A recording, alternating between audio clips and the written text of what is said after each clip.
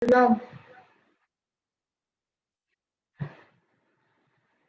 Assalamualaikum warahmatullahi wabarakatuh. Perkenalkan, kami dari kelompok 7. Di sini kami akan mempresentasikan hasil kerja kelompok kami, yaitu mengulas kembali materi pertemuan sesudah UTS. Sebelum kami mulai, kami akan memperkenalkan anggota kelompok kami. Yang pertama ada M. Rizky Pratama dengan NIM 190-195. Kemudian ada Adrian Kurniawan dengan NIM 190-196.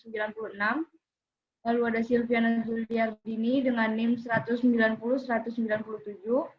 Dan yang terakhir ada saya, yaitu Nazifa Awalia dengan NIM 190-198.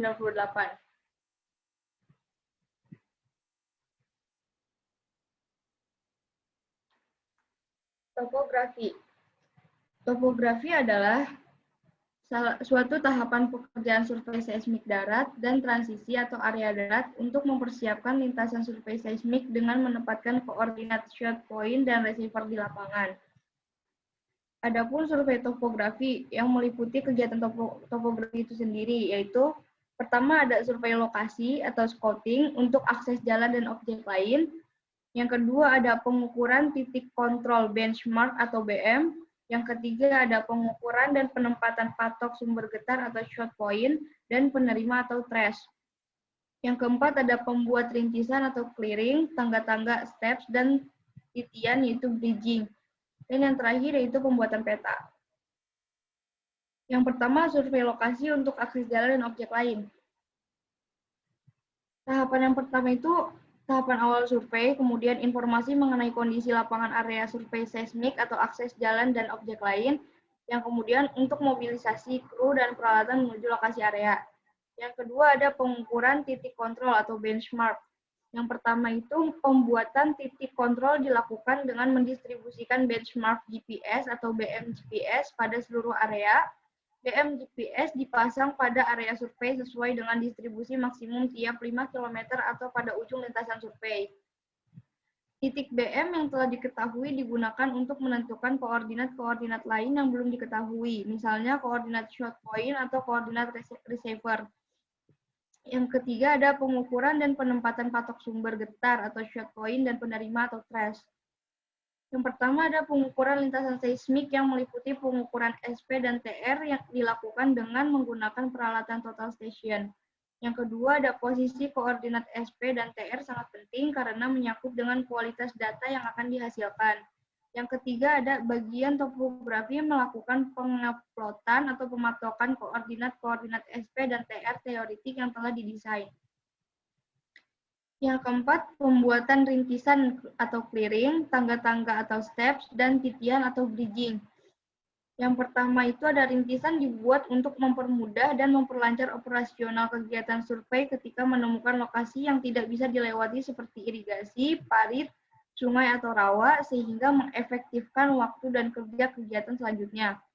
Yang kedua ada kegiatan yang dilakukan, yaitu membuat rintisan jalan dengan lebar kurang lebih 2 meter, penebangan objek rintisan diupayakan selektif pada tanaman dan belukar yang tidak mempunyai nilai ekonomis. Dan kegiatan yang terakhir yaitu pembuatan peta. Di poin pertama ada hasil akhir dari pekerjaan topografi adalah peta dan daftar koordinat lintas survei seismik. Yang kedua ada peta dibuat setelah perhitungan koreksi dilakukan dengan skala 1:50.000 atau lebih detail. Koordinat dan elevasi. Yang pertama itu koordinat adalah posisi suatu lokasi yang ditentukan dalam bidang datar, X dan Y atau latitude dan longitude. Yang kedua ada elevasi adalah ketinggian suatu lokasi yang ditentukan dengan referensi datum muka air laut. Untuk contoh nyata di lapangannya yaitu yang pertama ada GPS. GPS adalah kependekan dari Global Positioning System atau sistem pemosisi global. Sistem untuk menentukan letak di permukaan bumi dengan bantuan penyelarasan sinyal satelit. GPS terdiri dari 3 segmen, yaitu segmen angkasa, segmen kontrol atau pengendali, dan segmen pengguna. Segmen angkasa terdiri dari 24 satelit yang mengirimkan sinyal gelombang mikro ke bumi. Yang kedua ada teodolit adalah salah satu alat ukur tanah yang digunakan untuk menentukan tinggi tanah dengan sudut mendatar dan sudut tegak. Yang ketiga ada software pemetaan. Ada Global Mapper, Mapinfo, sama ArcGIS.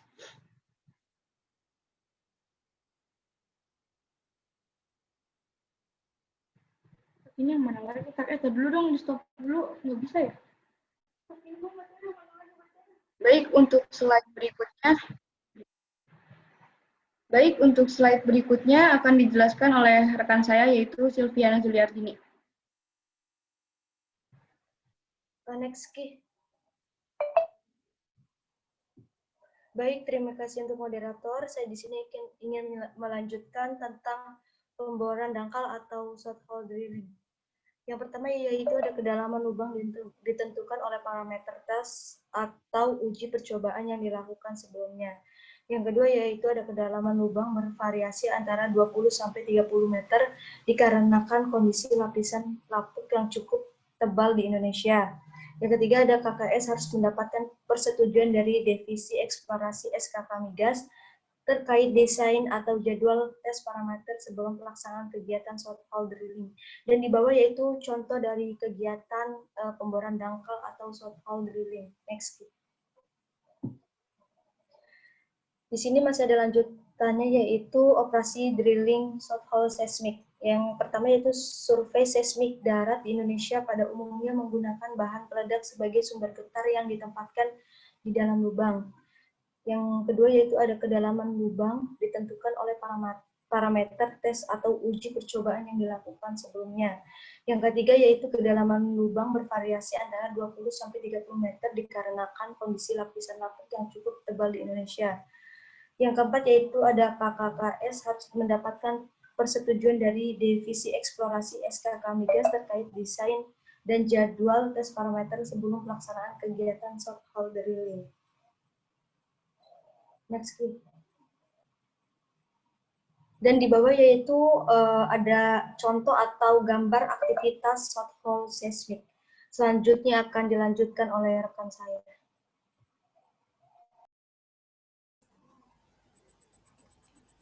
Silahkan, Muhammad Rizky Pratama.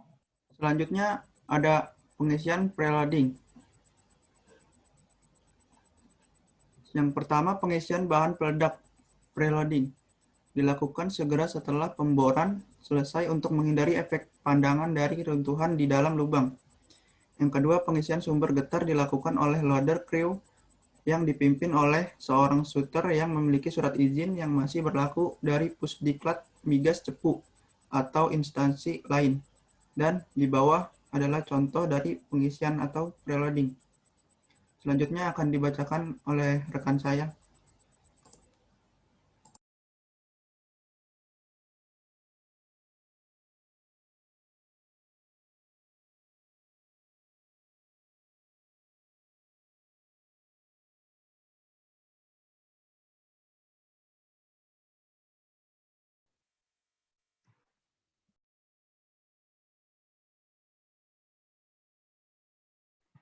Baik, yang selanjutnya yaitu perekaman atau recording.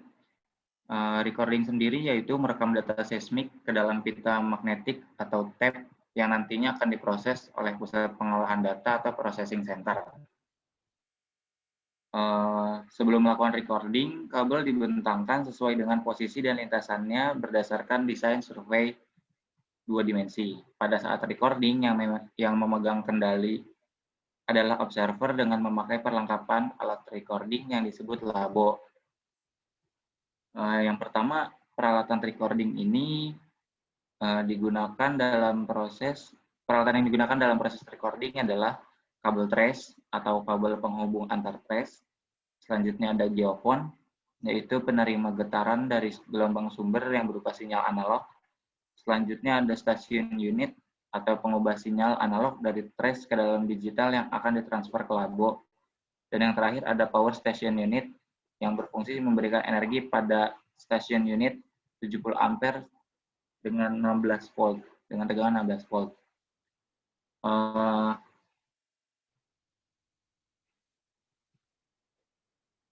Selanjutnya itu ada tim recording.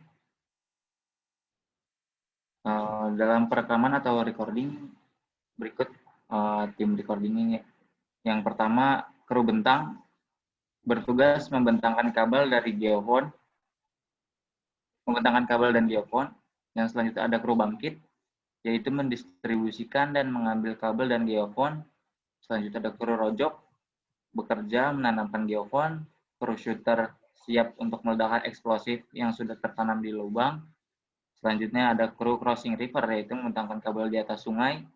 Kru crossing road, memasang tiang untuk membentangkan kabel di jalan.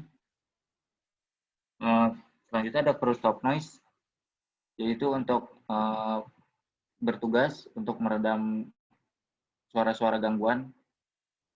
Selanjutnya ada kru baterai, yaitu bertugas memasang baterai pada laul atau lauk di lintasan. Selanjutnya ada shooter drill, yaitu melakukan penembakan ulang atau re-drill akibat terjadinya misfire. Selanjutnya ada workshop labo. Workshop labo ini berfungsi sebagai tempat penyimpanan peralatan recording, tempat perbaikan peralatan recording, tempat untuk pencatatan setiap peralatan recording, keluar masuk. Peralatan recording yang ready didistribusikan ke semua kru di lapangan. Selanjutnya, kegiatan operasi recording ini pengecekan seluruh peralatan perekaman baik kualitas dan kuantitas agar sesuai dengan standar kelayakan untuk digunakan di dalam kegiatan perekaman. Khusus untuk alat penerima atau geofon, ikat parameter sesuai dengan parameter survei. Selanjutnya pemasangan receiver dalam posisi tegak dengan bantuan alat penekan. Yang terakhir pada permukaan tanah atau litologi yang keras, misalnya batu gamping atau kerikil keras menggunakan alat bor khusus atau yang sejenisnya sehingga terpasang dengan baik dan stabil. Pembuatan program recording, selanjutnya ada melakukan pemasangan peralatan recording data di lapangan sesuai dengan parameter survei. Aktivasi sumber getar. Yang pertama, membuka lubang bor yang telah diisi sumber getar dan menyambungkan kabel detonator dengan firing line dan blaster. Yang selanjutnya melakukan uji sumber getar oleh shooter, dan yang terakhir adalah meledakkan sumber getar. Kegiatan operasi recording selanjutnya yaitu monitoring noise dengan cara field noise record, yaitu merekam ambient noise dengan rentang waktu tertentu yang dianggap mewakili secara umum kondisi pada saat perekaman data. Kegiatan selanjutnya yaitu melakukan kegiatan untuk menekan tingkat noise rendah mungkin pada saat perekaman. Selanjutnya ada rotasi peralatan recording sesuai dengan sekuen program recording. Pada syuting dan recording biasanya terjadi misfire. Misfire sendiri adalah proses peledakan dan perekaman tidak semua data terekam sempurna. Misfire itu terjadi karena gangguan alat perekam, kualitas sumber getar, dan kesalahan prosedur. Beberapa istilah misfire yaitu cap only, depth cap, quick shot, line cut, parity error, no CTB atau no confirmation time break, close hole, reverse polarity, bad or knock up hole, dead trace, dan noise trace. Biasanya pengisian ulang atau reload dilakukan apabila terjadi misfire. Selanjutnya, tahapan processing. Tahapan processing ini terdapat 21 tahap.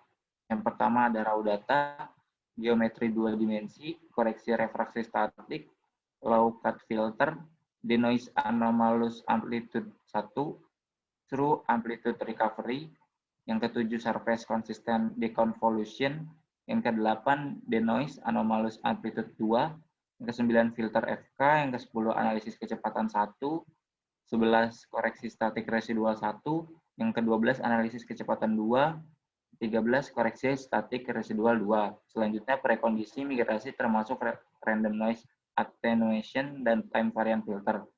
Yang ke-15 ada surface consistent amplitude correction, yang ke-16 ada prestock time migration 1, 17 analisis kecepatan 3, 18 prestock time migration 2, 19 zero fase, 20 amplitude equalization, 21 segi out atau pengarsipan.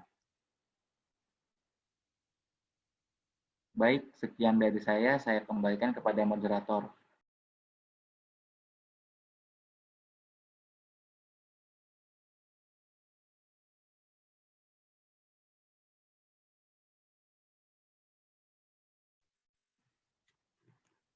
Baik, sekian presentasi dari kelompok kami. Kurang lebihnya mohon maaf. Wassalamualaikum warahmatullahi wabarakatuh.